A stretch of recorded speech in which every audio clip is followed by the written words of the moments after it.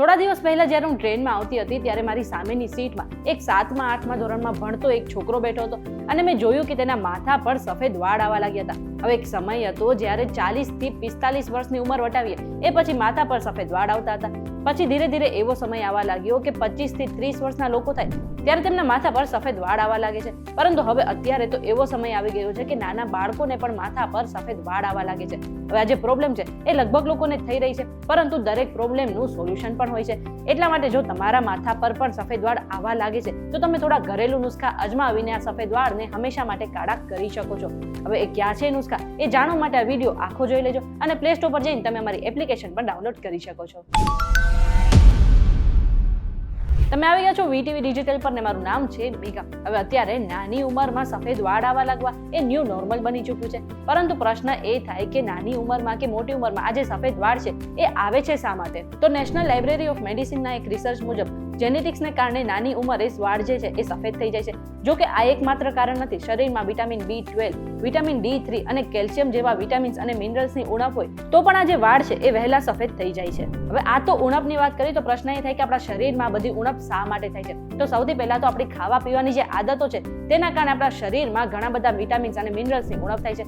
આટલું જ નહીં, આપણી લાઇફસ્ટાઇલ પણ ખરાબ થતી જાય છે અને આ સાથે સાથે ધૂમ્રપાન જેવા જે વ્યસન છે તેના કારણે પણ નાની ઉંમરે જે વાળ છે એ સફેદ થવા લાગે છે. એક વખત વાળ સફેદ થઈ ગયા પછી ફરી એને કાળા કરી શકાય કે નહીં? તો તેનો જવાબ છે હા. તમે થોડા ઘરેલું નુસ્ખા અજમાવીને આ સફેદ વાળ જે થઈ ગયા છે તેને કાળા કરી શકો છો. અને તેમાંથી સૌથી પહેલો નુસ્ખો છે આમળા અને નારિયેળ તેલ. હવે આ બંનેને મિક્સ કરીને તમે વાળ પર લગાવશો અને રેગ્યુલર બેઝ પર લગાવશો તો જે તમારા વાળ સફેદ થઈ ગયા છે એ તુરંત જ કાળા થઈ જશે. તો પ્રશ્ન એ થાય કે આ મિશ્રણને બનાવવું કેવી રીતે? તો આ માટે 2 ચમચી નારિયેળ તેલ છે તેને તમારે થોડું ગરમ કરવાનું છે અને સમાન માત્રામાં આમળાનો રસ જે છે તેને તેમાં ઉમેરી નાખવાનો છે અને પછી તેને માથા પર લગાવવાનું છે અને મૂળ સુધી વાળને જે આ તેલની માલિશ કરશો અને 1-2 કલાક પછી તમારે માથું ધોઈ લેવાનું છે. આ સિવાય તમે આમળા અને નારિયેળ તેલનું હેર માસ્ક પણ લગાવી શકો છો.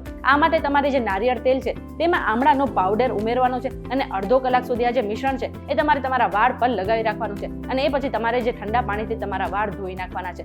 આ રીતે તમે તમારા સફેદ વાળને કાળા બનાવી શકો છો.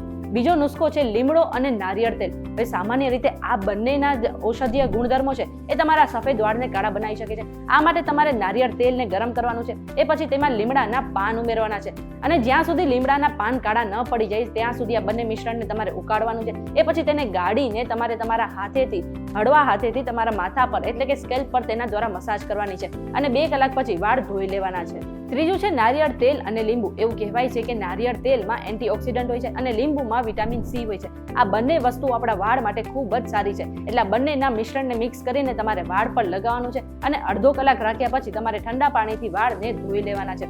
અને છેલ્લું અને ચોથું છે ડુંગળીનો રસ. એવું કહેવાય છે કે ડુંગળીનો રસ આપણા વાળ માટે ખૂબ જ સારું માનવામાં આવે છે. એટલા માટે તમે 1-2 ડુંગળી લો, તેને પાણીમાં ઉકાળી લો અને પછી તેને મિક્સચરમાં પીસી લો અને આ રીતે જે મિશ્રણ તૈયાર થાય છે, જે રસ નીકળે છે એને તમારે તમારા વાળમાં અડધો કલાક સુધી રાખવાનું છે, તેનાથી માલિશ કરવાની છે અને અડધા કલાક પછી તમારે તમારા વાળને ધોઈ લેવાના છે. અને આ સિવાય તમે ડુંગળીના રસને નારિયેળ તેલ સાથે મિક્સ કરીને પણ વાળ પર લગાવી શકો છો. હવે આ બધા ઘરેલું નુસ્ખા અજમાવીને તમે તમારા સફેદ વાળને આરામથી કાળા બનાવી શકો છો. આ બધી જ માહિતી અમે રિસર્ચ દ્વારા એકઠી કરી છે અને કોઈ પણ સ્વાસ્થ્ય સંબંધિત સલાહ માટે તમારે એક વખત ડોક્ટરની સલાહ ચોક્કસથી લેવી જોઈએ. આ વિડીયો તમને કેવો લાગ્યો કમેન્ટ કરીને જરૂરથી જણાવી દેજો અને જો તમને આ વિડીયો પસંદ આવ્યો તો વિડીયોને લાઈક અને શેર પણ કરી દેજો અને આવા જ વિડીયોઝ જોવા માટે અમારી ચેનલ સાથે જોડાયેલા રહેજો.